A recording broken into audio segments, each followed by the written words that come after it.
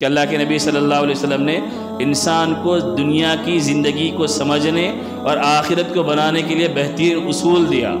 آدمی دنیا میں انسان کی فطرت یہ ہے کہ مالداروں کو دیکھ کر متاثر ہوتا ہے، اچھے گھر کو دیکھ کر متاثر ہوتا ہے، اچھی گاڑی کو دیکھ کر متاثر ہوتا ہے، اچھے کھانوں کو دیکھ کر متاثر ہوتا ہے۔ اس کے نتیجے میں پھر آدمی کے اندر ناشکری پیدا ہوتی ہے، میرے پاس کچھ بھی نہیں ہے۔ تو اللہ کے نبی صلی اللہ علیہ وسلم نے ایک اصول دیا، اگر تم دنیا کی زندگی کو بہترین گزارنا چاہتے ہو اور اچھی اور پرسکون زندگی گزارنا چاہتے ہو تو دنیا کے معاملے میں اپنے سے جو نیچے ہے ان کو تم دیکھنے والے بنو۔ اگر تم اپنے سے نیچے لوگوں کو دیکھو گے تو تمہارے پاس جو نعمتیں موجود ہیں ان نعمتوں کی قدر بھی پیدا ہوگی، ان نعمتوں کے شکر کرنے والے بھی بنو گے۔ والصلاة والسلام على سید الانبیاء والمرسلین محمد وآلہ واصحابہ اجمعین، اما بعد۔ باب فضل الزہد فی الدنیا والحث علی التقلل منها وفضل الفقر۔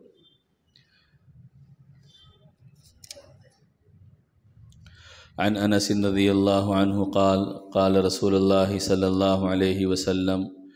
یؤتی بانعم اہل الدنیا من اہل النار یوم القیامۃ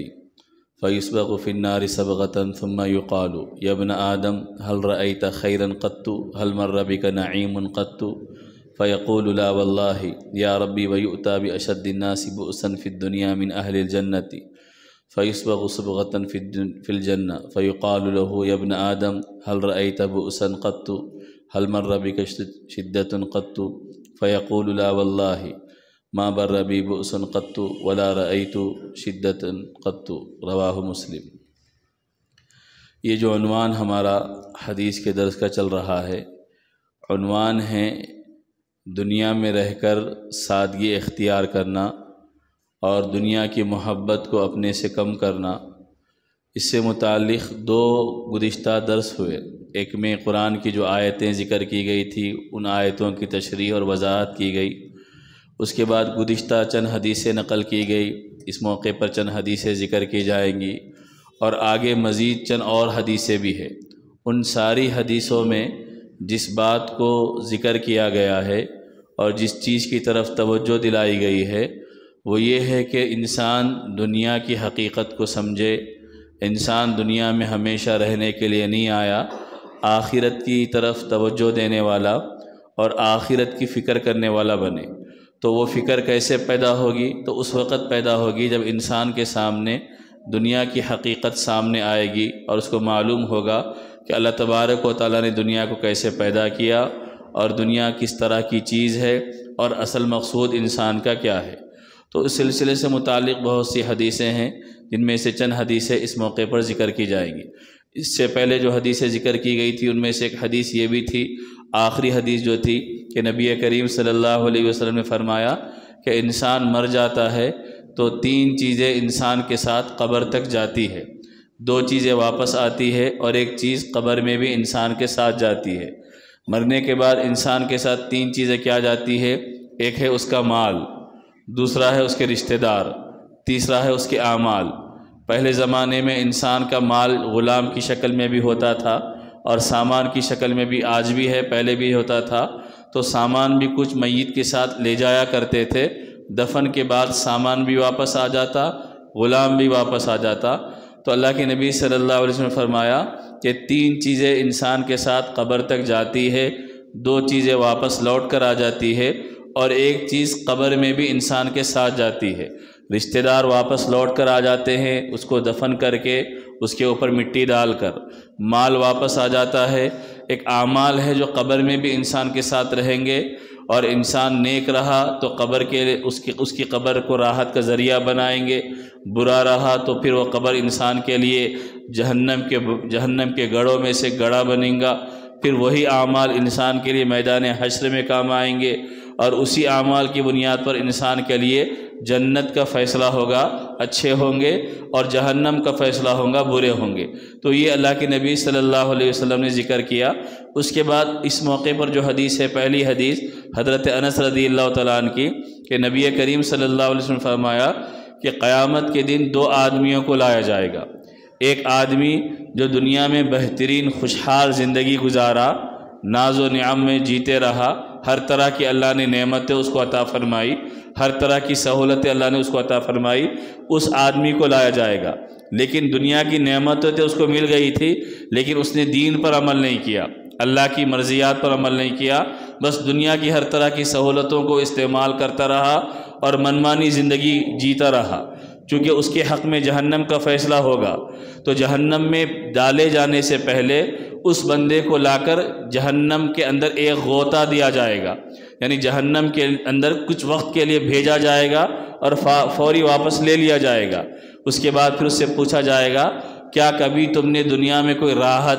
نعمت، سہولت دی ہے؟ تو جہنم کے مختصر غوطے کے نتیجے میں وہ دنیا کی ساری نعمتوں کو بھول جائے گا۔ وہ یہ کہے گا کہ اللہ کی قسم اے اللہ، میں نے دنیا میں کوئی راحت نہیں دیکھی، کوئی سہولت نہیں دیکھی، کوئی نعمت میں نے نہیں دیکھی۔ اتنا خطرناک جہنم کا صرف ایک کچھ وقت کے لیے جھٹکا اس کو جو دیا جائے گا اور کچھ دیر کے لیے جہنم میں داخل کر کے نکالا جائے گا تو دنیا کی ساری نعمتوں کو بھول جائے گا۔ یعنی دنیا کی کتنی بھی نعمتیں اعلیٰ سے اعلیٰ کیوں نہ ہو، وہ جہنم کے معمولی عذاب کے مقابلے میں وہ دنیا کی نعمتیں اس کا کوئی پاس و لحاظ نہیں ہوگا، اس کا کوئی مقابلہ نہیں ہوگا۔ دنیا کی ساری نعمتیں ختم ہو جائیں گی، جہنم کی معمولی تکلیف کے نتیجے میں آدمی بھول جائے گا۔ اس کے بعد دوسرے آدمی کو لایا جائے گا جو دنیا میں نیک تھا، دیندار تھا، شریعت پر چلتے رہا، لیکن دنیا کی زندگی میں تنگیاں رہی، پریشانیاں رہی، سختیاں رہی، راحتیں اس کو نہیں ملی،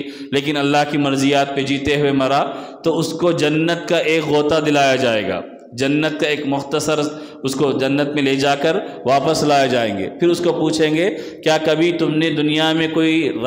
تکلیف دیکھی ہے، کوئی مشقت دیکھی ہے؟ وہ جنت کے معمولی سے سفر اور ایک غوطے کی وجہ سے دنیا کی ساری تکلیفوں کو بھلا دے گا۔ اتنی زیادہ پرسکون جنت ہوگی، اتنی زیادہ نعمتوں والی جنت ہوگی کہ دنیا کی تکلیفیں بھول جائیں گا اور یہ کہیں گا کہ اے اللہ، میں نے دنیا میں کوئی مصیبت نہیں دیکھی، کوئی شدت نہیں دیکھی، کوئی تکلیف نہیں دیکھی۔ تو یہ انسان کا حال ہوگا۔ اب اس حدیث کو کیوں لائے؟ اس وجہ سے لائے کہ انسان دنیا کی نعمتوں میں رہ کر آخرت کو نہ بھولے۔ وہ یہ نہ سمجھے کہ مجھے مرنا نہیں ہے، اب بس یہی دنیا کی بہترین لذتیں ہیں، یہی کی نعمتیں ہیں، یہی کی راحتیں ہیں، منمانی میں جی لوں گا۔ جتنا بھی منمانی جی لے، وہ جہنم میں جائے گا تو ساری نعمتیں ختم ہو جائیں گی۔ مشرکین مکہ بعض اوقات یہ کہتے تھے، اللہ کے نبی صلی اللہ علیہ وسلم جب ان کو یہ کہتے کہ اگر تم ایمان نہیں لاؤ گے تو اللہ کا عذاب آئے گا، قیامت کے دن تمہاری پکڑ ہوگی، تو وہ کہتے تھے کہ ہمارے پاس مال بہت ہے، ہم مال دے کے اللہ کے پاس عذاب سے بچ جائیں گے۔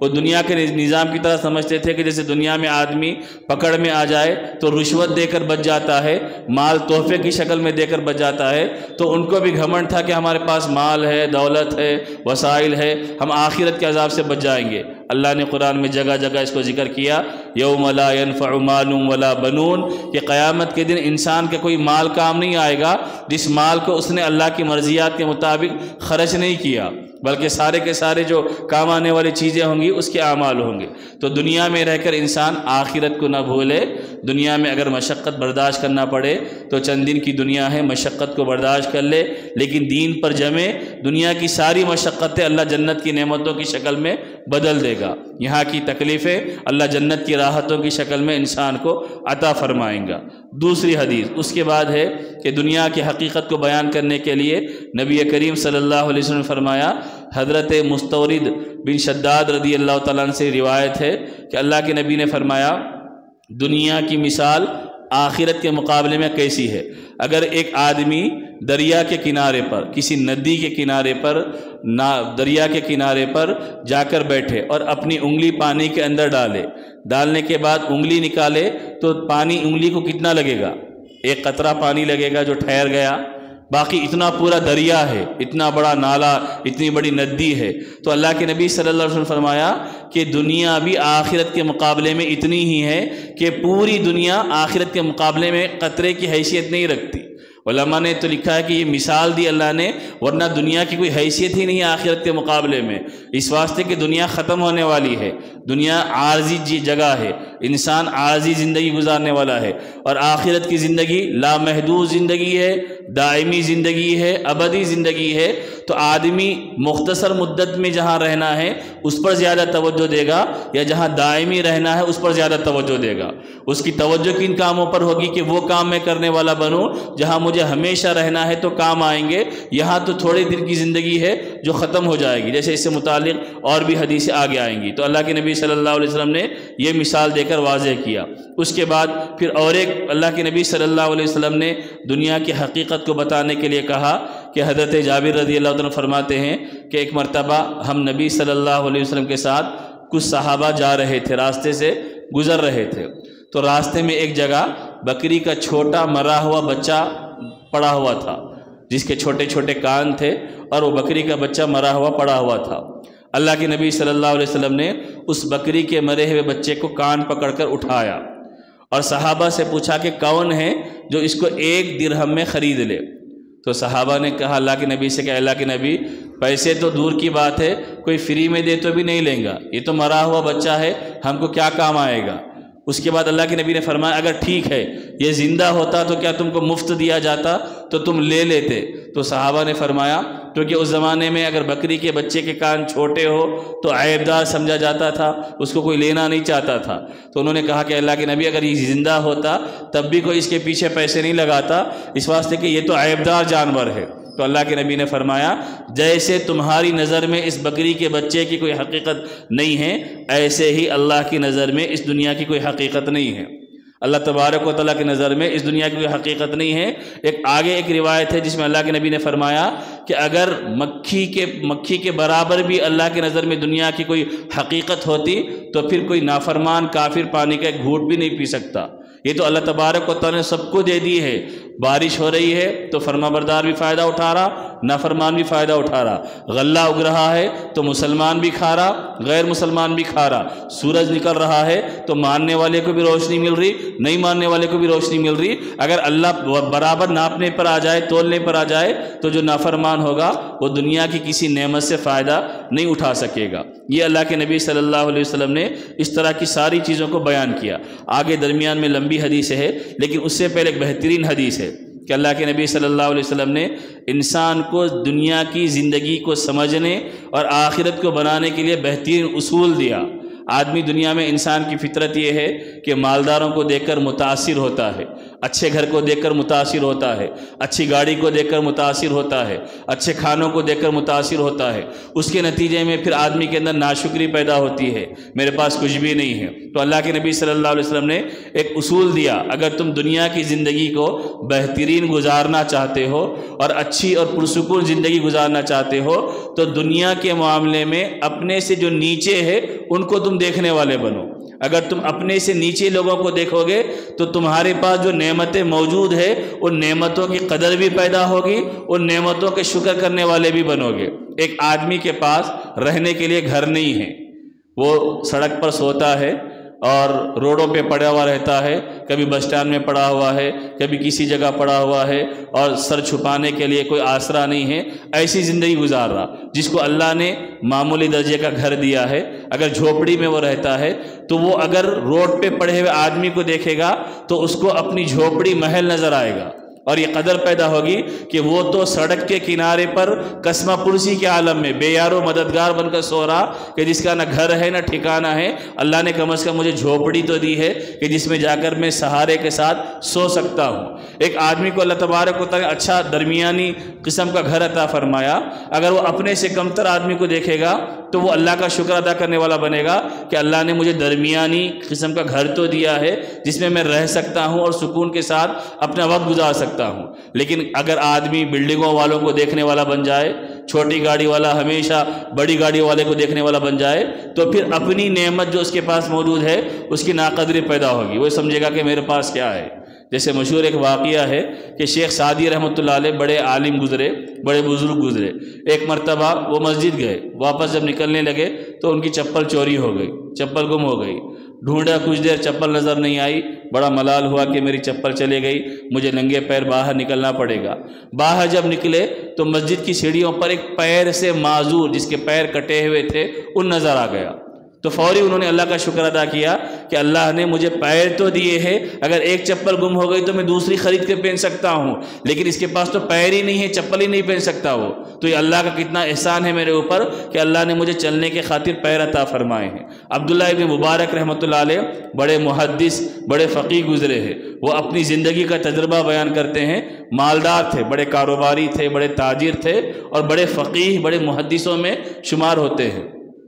وہ فرماتے ہیں کہ ابتدائی دور جو ان کا تھا، بڑے مالدار دوستوں کے ساتھ اٹھتے تھے، بیٹھتے تھے اور بہترین ان کی صحبتیں تھیں۔ وہ فرماتے ہیں کہ جب میں مالدار دوستوں کے ساتھ اٹھا بیٹھا کرتا تھا تو میرے دل میں ہمیشہ یہ حسرت رہتی کہ فلاں کے پاس وہ چیز ہے، کاش وہ چیز میرے پاس بھی ہو جاتی، فلاں کے پاس یہ چیز ہے، کاش یہ چیز بھی میرے پاس ہو جاتی۔ اور اس کے نتیجے میں پھر آدمی کا مزاج یہ ہے کہ آدمی کی ہرس کبھی ختم نہیں ہوتی، آدمی دوسروں کو دیکھ کر متاثر ہوتا ہے، اس واسطے کہ ہر چیز پوری میری پاس جمع نہیں ہو جائے گی، جو چیزیں میرے پاس ہے ممکن ہے آپ کے پاس اس سے زیادہ ہوں گی، ان کے پاس اس سے زیادہ ہوگی، تو ہر آدمی کے پاس کوئی نہ کوئی نئی چیز موجود رہتی ہے۔ تو اگر آدمی کا مزاج یہ بن جائے کہ دوسروں کی چیزوں کو دیکھ کر متاثر ہونے والا بن جائے تو پھر اس کے دل میں کبھی بھی سکون نہیں آئے گا، کبھی بھی وہ اللہ کی دی ہوئی نعمتوں پر قناعت کرنے والا، اکتفا کرنے والا اور سکون کے ساتھ اللہ کا شکر ادا کرنے والا نہیں بنے گا، بلکہ ہرس اور زیادہ کی خواہش اور تمنا اس کے اندر پیدا ہو جائیں گی۔ تو فرماتے ہیں کہ میں جب مالدار دوستوں کے ساتھ اٹھتا تھا، بیٹھتا تھا تو کبھی مجھ کو سکون نہیں ملتا، میں اعلیٰ سے اعلیٰ کی فکر میں رہتا، اچھے سے اچھے کی فکر میں رہتا۔ لیکن جب میں نے اپنا طرز بدلا، میں نے دوسری صحبتیں اختیار کی، سادہ لوگوں کے ساتھ میں اٹھنے بیٹھنے لگا تو مجھ کو ذہنی طور پر سکون مل گیا، اطمینان مل گیا، اور میرے پاس جو نعمتیں موجود تھیں ان نعمتوں کی قدر بھی سمجھ میں آ گئی اور ان کے شکر میں میں نے اضافہ بھی کر دیا۔ تو یہ انسان کی زندگی کا اصول ہے کہ اگر آدمی پرسکون زندگی گزارنا چاہتا ہے تو دوسروں کے مال پر نظر اٹھانا چھوڑ دے۔ قرآن میں اللہ نے نبی پاک صلی اللہ علیہ وسلم کو حکم دیا وَلَا تَمُدَّنَّ عَيْنَيْكَ إِلَىٰ مَا مَتَّعْنَا بِهِ أَزْوَاجًا مِّن زَهْرَةِ الْحَيَاةِ الدُّنْيَا، کہ اے نبی ہم نے ان کو جو دنیا کا ساز و سامان دیا ہے آپ ان کی طرف نگاہ اٹھا کر بھی مت دیکھیے، یہ چند دن کی بہار ہے، یہ ختم ہونے والی بہاریں ہے، اصل چیز وہ ہے جو انسان کے لیے آخرت میں کامیابی دینے والی ہے۔ جیسے ایک حدیث میں ایک مرتبہ ایک صحابی آئے اور آ کے انہوں نے عرض کیا کہ اے اللہ کے نبی صلی اللہ علیہ وسلم کہ مجھے ایسا عمل بتائیے کہ جس سے اللہ بھی راضی ہو جائے، مخلوق بھی راضی ہو جائے۔ حدیث یہ ہے کہ جاء رجل الى النبی صلی اللہ علیہ وسلم فقال یا رسول اللہ دلنی علی عمل اذا عملته احبنی اللہ واحبنی الناس، فقال ازہد فی الدنیا یحبک اللہ وازہد فیما عند الناس یحبک الناس، کہ اللہ کے نبی صلی اللہ علیہ وسلم سے انہوں نے کہا کہ اللہ کے نبی کوئی ایسا عمل بتا دیجئے کہ جس پر میں چلوں تو اللہ مجھ کو اپنا محبوب بنا لے اور لوگ بھی مجھے پسند کرنے والے بن جائے۔ تو اللہ کے نبی نے بالکل بہترین اور مختصر ان کو طریقہ بتایا۔ اللہ کے نبی نے فرمایا تم دنیا سے بے رغبتی اختیار کرو، تم اللہ کے محبوب بن جاؤ گے۔ دنیا سے بے رغبتی کا مطلب یہ ہے کہ دنیا کی محبت نکال دو۔ دنیا میں کمانا ہے، کھانا ہے، جینا ہے، گھر میں رہنا ہے، کاروبار کرنا ہے، تجارت کرنا ہے، یہ سب ہماری ضرورتیں ہیں، ہم اللہ کے عمل کرنے والے بن جائے۔ دنیا کی ایسی محبت کہ جس کے نتیجے میں انسان اللہ کے اعمال سے غافل ہو جائے، اس کی شریعت سے غافل ہو جائے، اس کے تعلیمات سے غافل ہو جائے تو پھر وہ ہلاکت کا ذریعہ بنے گا۔ اور ایک بندہ کاروبار بھی کر رہا، نوکری بھی کر رہا، ملازمت بھی کر رہا، گھر میں بھی رہ رہا، حقوق بھی ادا کر رہا، عمل بھی کر رہا، تو اس کا مطلب یہ ہے کہ وہ سب کی سب ذمہ داریوں کو برابر ادا کرتے ہوئے چلنے والا بن گیا۔ تو اللہ کے نبی نے فرمایا تم دنیا سے بے رغبتی اختیار کرو، تم اللہ کے محبوب بن جاؤ گے، اور لوگوں کے مال سے بے رغبتی اختیار کرو، لوگوں کے نزدیک محبوب بن جاؤ گے۔ اس وجہ سے کہ دنیا میں لوگوں کا مزاج یہ ہے چاہے کتنا بھی آدمی مل جل کر رہے، لیکن جیسے ہی ہم کسی کے سامنے اپنی ضرورت ظاہر کرتے ہیں وہاں سے دوریاں شروع ہو جاتی ہیں۔ مخلص دوست آپ کا کتنا بھی خاص دوست کیوں نہ ہوگا، آپ ایک مرتبہ آزمانے کے لیے قرضہ مانگ کے دیکھیے، وہ آپ سے ملنا چھوڑ دے گا، ملاقات کرنا چھوڑ دے گا، فون اٹھانا چھوڑ دے گا، بات کرنا چھوڑ دے گا، گھمانا شروع کرے گا، یا ایک بار دے گا دوسری مرتبہ انجان مار دے گا۔ انسان کا مزاج یہ ہے۔ لیکن اگر کسی کو یہ معلوم ہو جائے کہ میرا فلاں دوست میرے کسی مال پہ نظر نہیں رکھتا، اس کو کوئی خواہش نہیں ہے، وہ اس وجہ سے مجھ سے دوستی نہیں کیا کہ میں اس کے پیسوں کے ذریعے مدد کرنے والا بنوں، وہ تو مخلص ہے میرے دوستی میں، تعلقات میں، تو پھر اس کے نتیجے میں محبت پیدا ہوگی۔ تو اللہ کے نبی نے فرمایا اگر اللہ کے محبوب بننا ہے تو دنیا سے بے رغبتی اختیار کرو، لوگوں کے محبوب بننا ہے تو لوگوں کے مال سے نظر ہٹا دو، بس اپنے پاس جتنا ہے اس پر خوش اس پر راضی، اس کے نتیجے میں بندہ اللہ سے بھی راضی ہو جائے گا، اور لوگوں سے نہ شکوہ ہوگا، نہ شکایتیں ہوں گی،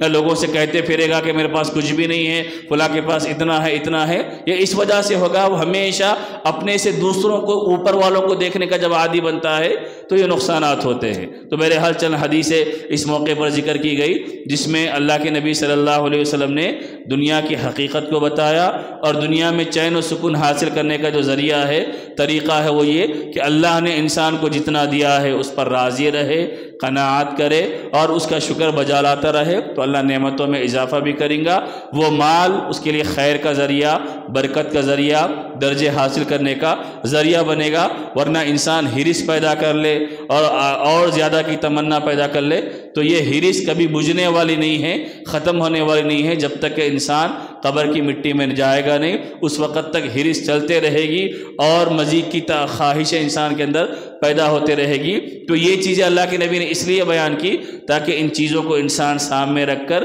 دنیا میں رہتے ہوئے آخرت کے لیے زیادہ سے زیادہ عمل کرنے والا بنے، چونکہ وہاں رہنا بھی ہمیشہ کے لیے ہے، وہاں پر کام آنے والی چیزیں انسان کے نیک اعمال ہی ہوں گے، جس کی بنیاد پر اس کے لیے اللہ تبارک و تعالی جنت بھی دیں گا اور جنت میں بلند درجے بھی دیں گا۔ دعا فرمائے کہ اللہ تبارک و تعالی صحیح علم و عمل کی توفیق عطا فرمائے۔ سبحان اللہ و بحمدہ، سبحانک اللہم و بحمدک، ونشہد ان لا الہ الا انت ونستغفرک ونتوب الیک۔